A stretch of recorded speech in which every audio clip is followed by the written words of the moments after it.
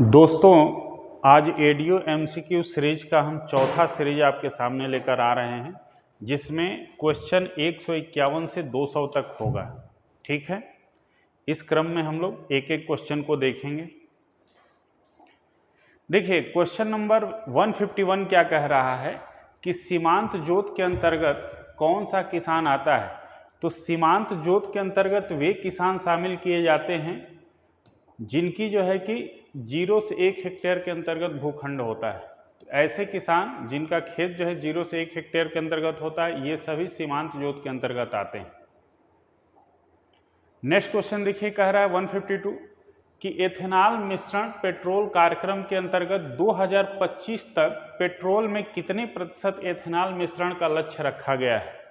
तो 2025 तक पेट्रोल में 20% एथेनॉल मिश्रण का लक्ष्य रखा गया है। नेक्स्ट क्वेश्चन कह रहा है कि प्रधानमंत्री कृषि सिंचाई योजना कब प्रारंभ की गई। तो प्रधानमंत्री कृषि सिंचाई योजना 1 जुलाई 2015 को प्रारंभ की गई।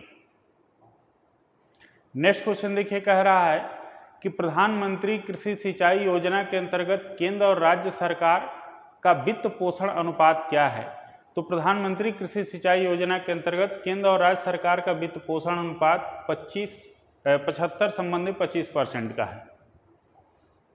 नेक्स्ट क्वेश्चन देखिए, कह रहा है कि प्रधानमंत्री कृषि सिंचाई योजना के अंतर्गत भारत में कुल कितनी परियोजनाओं को शामिल किया गया है। तो भारत में कुल 99 परियोजनाओं को शामिल किया गया है। नेक्स्ट क्वेश्चन देखिए, कह रहा है कि प्रधानमंत्री कृषि सिंचाई योजना के अंतर्गत छत्तीसगढ़ की कितनी परियोजनाओं को शामिल किया गया है। तो ये ध्यान में रखिएगा कि छत्तीसगढ़ की 3 परियोजनाएं इसमें शामिल हैं। नेक्स्ट क्वेश्चन कह रहा है कि प्रधानमंत्री कृषि सिंचाई योजना के अंतर्गत राज्य स्तर पर गठित निगरानी समिति का अध्यक्ष कौन होता है। तो राज्य स्तर पर गठित निगरानी समिति का अध्यक्ष राज्य का मुख्य सचिव होता है। नेक्स्ट क्वेश्चन देखिए, कह रहा है कि निम्न में से कौन सी परियोजना प्रधानमंत्री कृषि सिंचाई योजना के अंतर्गत शामिल है। तो इसमें से मनियारी परियोजना प्रधानमंत्री कृषि सिंचाई परियोजना के अंतर्गत शामिल है, शेष कोई नहीं है। नेक्स्ट क्वेश्चन देखिए, कह रहा है कि प्रधानमंत्री कृषि सिंचाई योजना के अंतर्गत केंद्रीय निगरानी समिति का अध्यक्ष कौन होता है। तो केंद्रीय निगरानी समिति का अध्यक्ष स्वयं प्रधानमंत्री होते हैं। नेक्स्ट क्वेश्चन कह रहा है कि प्रधानमंत्री कृषि सिंचाई योजना के अंतर्गत पूर्वोत्तर राज्यों के वित्त पोषण का अनुपात क्या है। तो पूर्वोत्तर राज्यों के वित्त पोषण का अनुपात जो है कि 90 संबंधे 10% का है। नेक्स्ट क्वेश्चन कह रहा है कि प्रधानमंत्री कृषि सिंचाई योजना के अंतर्गत निम्न में से कौन सी परियोजना शामिल नहीं है। तो ये ध्यान में रखिएगा कि जो छत्तीसगढ़ की 3 परियोजनाएं शामिल हैं उसमें केलो, खारंग और मनियारी ये तीनों शामिल हैं। अरपा इसमें शामिल नहीं है, बाकी ये तीनों शामिल हैं। नेक्स्ट क्वेश्चन देखिए, कह रहा है मैच करने के लिए अर्ध मध्यम जोत के अंतर्गत जो है कि वे आते हैं जिनके पास खेत 2 से 4 हेक्टेयर के अंतर्गत होता है। बृहद के अंतर्गत वे आते हैं जिनके पास 10 हेक्टेयर से अधिक भूखंड होता है। सीमांत के अंतर्गत वे आते हैं जिनके पास जो है कि 0 से 1 हेक्टेयर होता है। लघु जोत के अंतर्गत वे आते हैं जिनके पास 1 से 2 हेक्टेयर होता है। और मध्यम जोत के अंतर्गत वे आते हैं जिनके पास 2 से 10 हेक्टेयर होता है। तो अगर ऐसे आप मैच करेंगे तो देख सकते हैं जो है A का 3 है तो इसमें 3 दोनों में है, इसको छांट लेना है। B का 4 है तो इसमें 3 4। अब देखिए, आप चाहें तो इतने पर भी आप छांट सकते हैं, क्योंकि 3 4 2 सही है, बाकी किसी में 3 4 नहीं है, तो आप इससे भी एलिमिनेट कर सकते हैं। फिर आप देखिए कि C का 1 है तो 1 यहाँ आ रहा है, D का 2 है 2 आ रहा है, और E का 5 है तो 5 आ रहा है। इस प्रकार आपका उत्तर जो है कि C सही हो जाएगा। नेक्स्ट क्वेश्चन देखिए, कह रहा है कि निम्न को सुमेलित करना है। तो ग्रीन बॉक्स जो है ये पर्यावरण संरक्षण से जुड़ा हुआ है। ब्लू बॉक्स उत्पादन में मात्रात्मक कमी से जुड़ा हुआ है। अंबर बॉक्स जो है ये न्यूनतम समर्थन मूल्य से जुड़ा हुआ है। तो ये तीनों सही है, तो 1 2 3 हो जाएगा, सॉरी 1 2 3, ये बी उत्तर सही होगा। नेक्स्ट क्वेश्चन देखिए, कह रहा है कि निम्नलिखित कथनों को ध्यान से पढ़िए तथा नीचे दिए गए कूट से सही उत्तर का चयन करना है। तो सीमांत जोत के अंतर्गत लगभग 65.45 किसान आते हैं, ये भी सही है। लघु जोत के अंतर्गत 13.62% किसान आते हैं, ये भी सत्य है। अर्ध मध्यम जोत के अंतर्गत लगभग 11.62% किसान आते हैं, ये भी सही है। बृहद जोत सबसे कम किसान है 0.57%, ये भी सही है। और मध्यम जोत के अंतर्गत जो है कि 9.74%, ये भी सही है। तो इसमें सभी सही है। ये एक्चुअल में डी विकल्प गलत टाइप हो गया है, इसमें होना चाहिए उपरोक्त सभी सही है, उपरोक्त सभी सही है, ये विकल्प होना चाहिए। टाइपिंग एरर हो गया तो इसलिए इसका उत्तर डी सही हो जाएगा, क्योंकि सभी सही है। नेक्स्ट क्वेश्चन देखिए, कह रहा है कि ग्राम उद्योग की श्रेणी में निम्न में से किस उद्योग को शामिल किया जाता है। तो ग्राम उद्योग की श्रेणी में उसको शामिल करते हैं जहां आबादी 20,000 और प्रति व्यक्ति पूंजी निवेश 50,000 होता है, ये उत्तर सही होगा। नेक्स्ट क्वेश्चन देखिए, कह रहा है कि खादी ग्रामोद्योग आयोग की स्थापना कब हुई। तो खादी ग्रामोद्योग आयोग की स्थापना अप्रैल 1957 में होता है। नेक्स्ट क्वेश्चन देखिए, कह रहा है कि खादी ग्रामोद्योग आयोग की रिपोर्ट 2023-24 के अनुसार खादी से जुड़े कामगारों में महिला कामगारों की संख्या कितनी है। तो महिला कामगारों की संख्या 80% से अधिक है। नेक्स्ट क्वेश्चन देखिए, कह रहा है खादी ग्रामोद्योग आयोग में निम्न में से कौन पदेन सदस्य नहीं होता है। तो ध्यान से समझिएगा, भारतीय स्टेट बैंक का अध्यक्ष पदेन सदस्य होता है, खादी ग्रामोद्योग आयोग का सीईओ, ठीक है ना, ये भी पदेन सदस्य होता है, खादी ग्रामोद्योग आयोग का वित्त सलाहकार ये भी होता है, कृषि मंत्रालय का सचिव नहीं होता है। तो क्वेश्चन कह रहा है कौन नहीं होता है, तो उत्तर डी हो जाएगा। नेक्स्ट क्वेश्चन कह रहा है कि खादी ग्रामोद्योग आयोग का मुख्यालय कहाँ है। तो खादी ग्रामोद्योग आयोग का मुख्यालय मुंबई में है। नेक्स्ट क्वेश्चन कह रहा है कि खादी ग्रामोद्योग एवं विक्रय भंडार छत्तीसगढ़ में कहाँ स्थापित हैं। तो ये ध्यान समझिएगा कि छत्तीसगढ़ में कुल 3 हैं, रायपुर, बिलासपुर, जगदलपुर। तो ये उत्तर डी हो जाएगा सभी जगह पे। नेक्स्ट क्वेश्चन कह रहा है कि पंडित दीनदयाल उपाध्याय ग्राम उद्योग शिल्प केंद्र छत्तीसगढ़ में कहाँ स्थापित है। तो ये छत्तीसगढ़ में जगदलपुर में स्थापित है। नेक्स्ट क्वेश्चन कह रहा है कि राज राजेश्वरी करुणा माता प्रोत्साहन पुरस्कार किससे संबंधित है। तो ये सूती वस्त्र बुनकरों से संबंधित है। नेक्स्ट क्वेश्चन कह रहा है कि विसर्गीय विसाहू दास महंत पुरस्कार योजना किससे संबंधित है। तो बुनकरों के कला कौशल एवं उत्कृष्ट डिजाइन से संबंधित है। नेक्स्ट क्वेश्चन कह रहा है कि छत्तीसगढ़ राज्य हथकरघा विकास एवं विपणन सहकारी संघ की स्थापना कब हुई। तो छत्तीसगढ़ राज्य हथकरघा विकास विपणन सहकारी संघ की स्थापना 20 दिसंबर 2000 को हुई। नेक्स्ट क्वेश्चन कह रहा है कि छत्तीसगढ़ में माटी कला बोर्ड की स्थापना कब हुई। तो माटी कला बोर्ड की स्थापना मार्च 2012 में हुआ। नेक्स्ट क्वेश्चन कह रहा है कि खादी व ग्रामोद्योग का क्षेत्रीय कार्यालय कहाँ स्थापित नहीं है।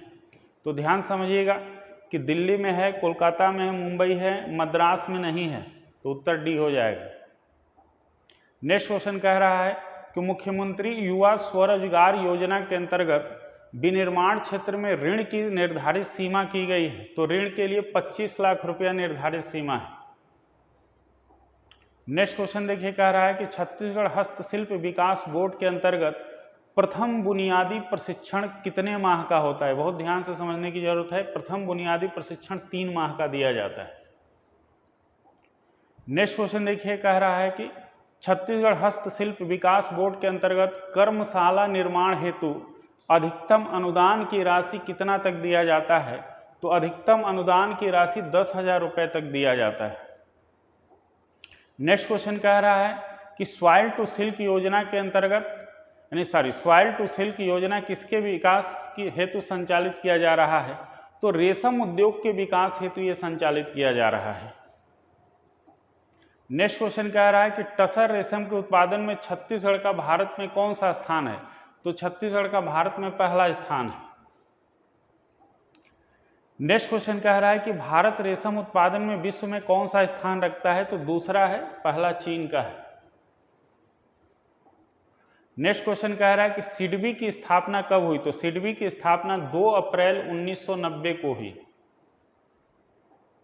नेक्स्ट क्वेश्चन कह रहा है कि प्रधानमंत्री रोजगार सृजन कार्यक्रम पीएमईजीपी का प्रारंभ कब हुआ? तो पीएमईजीपी का प्रारंभ 15 अगस्त 2008 से होता है। नेक्स्ट क्वेश्चन कह रहा है कि पीएमईजीपी योजना के अंतर्गत महिला उद्यमियों को ग्रामीण क्षेत्रों में, ध्यान रखिएगा, महिला उद्यमी ग्रामीण क्षेत्र में कितना परसेंट इसको सब्सिडी? तो इसको 35% सब्सिडी मिलता है।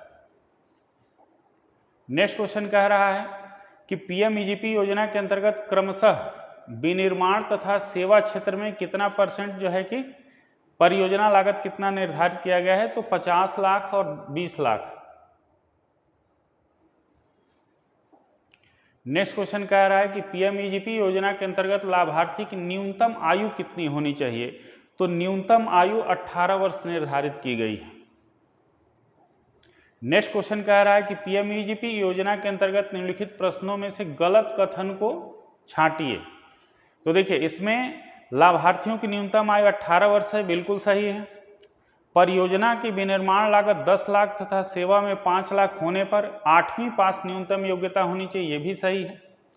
परियोजना को अन्य योजनाओं के अंतर्गत सब्सिडी प्राप्त होने पर पीएमईजीपी के तहत भी लाभ प्राप्त होगा, यही गलत है, क्योंकि अन्य किसी परियोजना के अंतर्गत उसको लाभ प्राप्त नहीं होना चाहिए।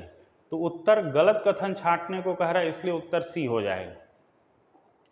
नेक्स्ट क्वेश्चन देखिए, कह रहा है कि स्व सहायता समूह की शुरुआत सर्वप्रथम कहां से हुई? तो स्व सहायता समूह की शुरुआत सर्वप्रथम गुजरात से होती है। नेक्स्ट क्वेश्चन कह रहा है कि स्व सहायता समूह के संदर्भ में निम्न कथनों को पढ़ें तथा गलत कथन का चयन करें। ये कह रहा है कि यह महिलाओं की आर्थिक सामाजिक सशक्तिकरण हेतु है, बिल्कुल सही है। बी कह रहा है इसका उद्देश्य महाजनों साहूकारों के शोषण से मुक्ति दिलाना है, ये भी सही है। यह एक औपचारिक संगठन है, यही गलत है, यह एक अनौपचारिक संगठन है। तो गलत उत्तर छांटना, इसलिए उत्तर सी हो जाएगा। नेक्स्ट क्वेश्चन कह रहा है पीएमईजीपी योजना के अंतर्गत इकाइयों के उन्नयन हेतु योजना लागत का कितना परसेंट सब्सिडी? तो इकाइयों के उन्नयन हेतु 15% सब्सिडी दिया जाता है। नेक्स्ट क्वेश्चन देखिए, पीएमईजीपी योजना के अंतर्गत शहरी क्षेत्र के सामान्य नागरिकों को कितना परसेंट सब्सिडी प्राप्त है? तो शहरी क्षेत्र के सामान्य नागरिकों को 15% सब्सिडी प्राप्त है। नेक्स्ट क्वेश्चन देखिए, कह रहा है पीएमईजीपी योजना के अंतर्गत जिला स्तर पर गठित कार्यदल का अध्यक्ष कौन होता है? तो जिला स्तर पर गठित कार्यदल का अध्यक्ष जिला अधिकारी होता है। नेक्स्ट क्वेश्चन कह रहा है कि पीएमईजीपी योजना के अंतर्गत महिला लाभार्थियों को परियोजना लागत का कितना प्रतिशत अंशदान करना होता है? तो सबसे कम इन्हीं का है, 5% अंशदान करना होता है। स्व सहायता समूह का आचार संहिता कौन तैयार करता है? तो देखिए, स्व सहायता समूह का आचार संहिता स्व सहायता समूह के सदस्यों द्वारा स्वयं तैयार किया जाता है। नेक्स्ट क्वेश्चन कह रहा है कि स्व सहायता समूह का प्रमुख पदाधिकारी कितने होते हैं? तो इसमें प्रमुख पदाधिकारी 3 होते हैं। नेक्स्ट क्वेश्चन कह रहा है स्व सहायता समूह के पदाधिकारियों का चयन कितने वर्ष के अंतराल पे होता है? तो ध्यान से समझिएगा, ये 2 वर्ष के अंतराल पर होता है। नेक्स्ट क्वेश्चन देखिए, कह रहा है स्व सहायता समूह के पदाधिकारियों का चयन जो है किस प्रकार होता है? तो प्रत्येक 2 वर्ष पर 1/3 पदाधिकारियों का चक्रीय क्रम में चयन होता है, इसलिए उत्तर सी सही हो जाएगा। और नेक्स्ट क्वेश्चन देखिए, स्व सहायता समूह के बैठकों की अध्यक्षता कौन करता है? तो स्व सहायता समूह का अध्यक्ष ही बैठकों की अध्यक्षता करता है, तो उत्तर सी सही होगा। नेक्स्ट क्वेश्चन देखिए, विभिन्न मंचों पर स्व सहायता समूह का प्रतिनिधित्व किसके द्वारा किया जाता है? तो ये जो है स्व सहायता समूह का प्रतिनिधित्व उसके अध्यक्ष के द्वारा किया जाता है। तो दोस्तों, इस प्रकार से हमारे ये चौथा सीरीज था। ठीक है, हम उम्मीद करते हैं कि आप लोग जो है कि इससे लाभान्वित होंगे। अगर आपका कोई भी प्रतिक्रिया हुआ तो कमेंट्स में आप ज़रूर बताइए, हम उसके अनुसार और भी सुधार करेंगे और जो भी कुछ करना होगा आपकी प्रतिक्रिया के अनुसार हम आगे करेंगे। धन्यवाद।